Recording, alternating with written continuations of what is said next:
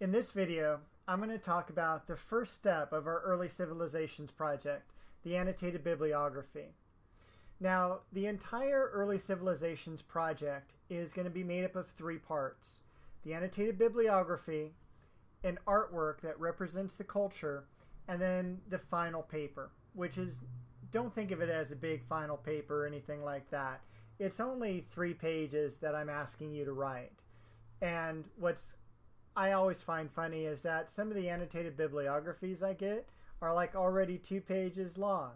So this project is really simple, and you always kind of want to think of it as that. Don't put more stress on yourself than is necessary. It's not an overwhelming project by any means. It's mainly meant to help fulfill the general education writing requirement for the course, but it's also to give you a lot of good writing skills as well as research skills. Now, what the annotated bibliography does, and that's what we're bringing it together first, is it's a selection. It's the way we select our sources. And let me bring it up here, and I'm going to read through the instructions. The instructions are posted already on Moodle, along with a completed example to help you kind of see what I'm looking for. The goal here is to help students identify and select source material that is relevant, reliable, and valid. The material chosen will then be used to write an effective research paper, but it's also going to help highlight some of those sources that are questionable or that are not scholarly, such as Wikipedia. And I'm able to stop you early on in the process and say, hey, this really isn't going to cut it. You need to choose a different type of a source. Now, the assignment itself is just to construct an annotated bibliography. And this is going to be the source material that we use for our later writing project. So at this time, what you kind of want to focus on is which of the civilizations do you want to write on? Is it going to be prehistoric? Is it going to be the Middle East, Greece, Rome? It can be the Middle Ages even though we haven't gotten there. And you can go ahead and go through the textbook right now and kind of see the different civilizations. And if there's a particular one that you've always been interested in, perhaps it was even Egypt that we came across last week. You want to start to bring sources together to write about. And we also want to make sure that the paper, since it's such a short paper, it's 3 to 4 pages long, is very, very focused. And I get people who want to write on all sorts of art within, for instance, the Egyptian civilization. And that's cool and everything, but that's going to be a much longer than 4-page paper. You really want to focus down on one civilization and perhaps one type of artwork. Maybe it's sculpture.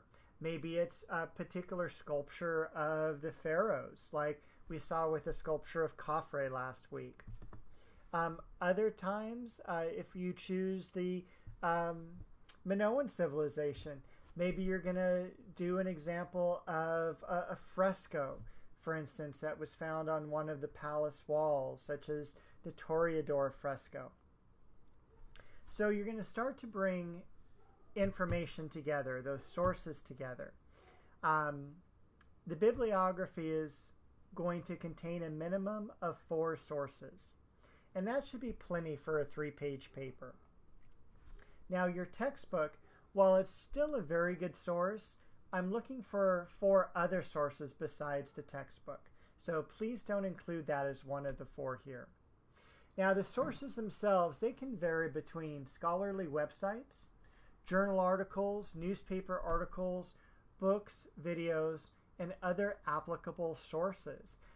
Those sources might be you actually visiting a museum and seeing a mummy portrait, for instance, or a Greek sculpture or a Greek vase.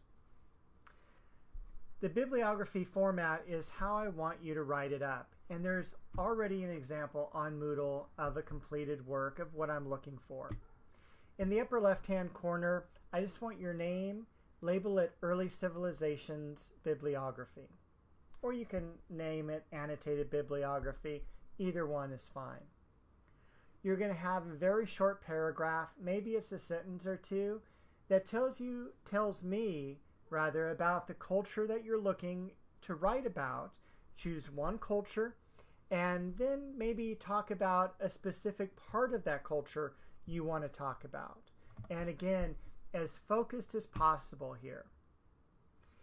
Underneath that, you're going to list the 4 sources. You're first going to identify the source category. Is this a website? Is this a book? Is this a journal article? Please do not use 4 books or 4 websites or 4 journal articles. You know, it's kind of like you're at a buffet and you're not going to choose ham and roast beef and turkey. You know, you're going to mix things up. You're going to want a salad. You're going to want jello. You're going to want the main course. You're going to want dessert. And it's the same thing with academic writing. If you have 4 websites, your paper's not going to be that well in depth. The same thing with books, the same things with journal articles. Mix them up so you're using a variety of sources. Once you've identified the source, one of the time-saving techniques of the annotated bibliography is we're taking the source now and converting it into a citation. So on a book, for instance, you would have like the author's name, and then you're going to have after that the title of the book, and then after that who's the publisher, what city it was published, and what year. So you're already going to take that source and convert it into a citation that's going to be used later in your paper. So when you write your paper and you include a citation, you just open up your annotated bibliography and the citation's already there. You just copy and paste onto your project. So it's a tremendous time saver. I'm going to ask that you use the Chicago style format. I think that's the easiest, and especially in the humanities, that's the type of citation that we use.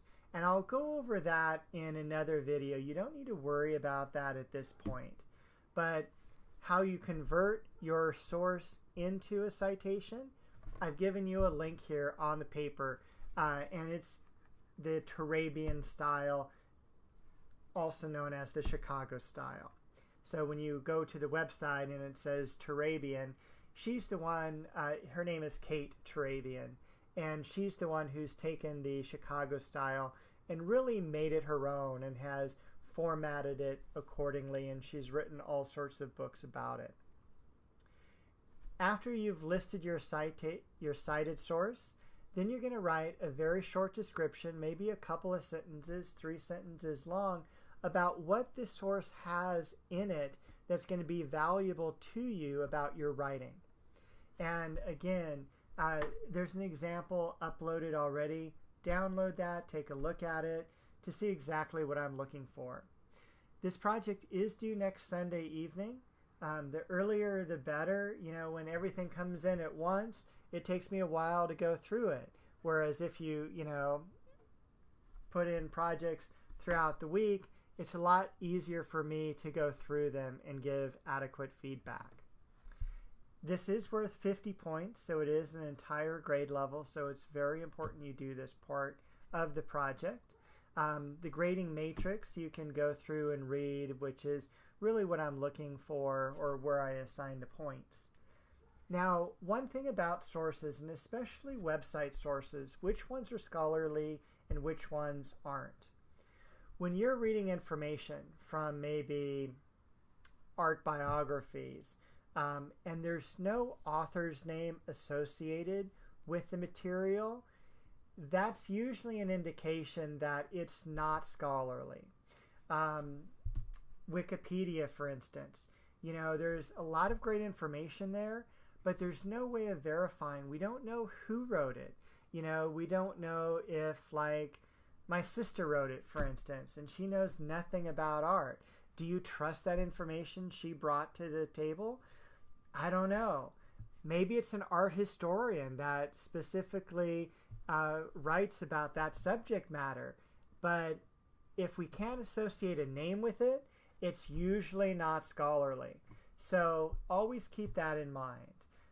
Anything that comes from a website, .edu for instance, or a website that is specific to maybe an organization, those are all usually pretty good. So definitely keep that in mind. Stay away from any of the websites that just have a lot of information to them, but there's no name of anyone who's really assigned to writing that information. That'll keep you out of trouble. And of course, you can always email me if you have some questions about the project. But with that, good luck with this project, and I'll do another video about the artwork portion in a short little while.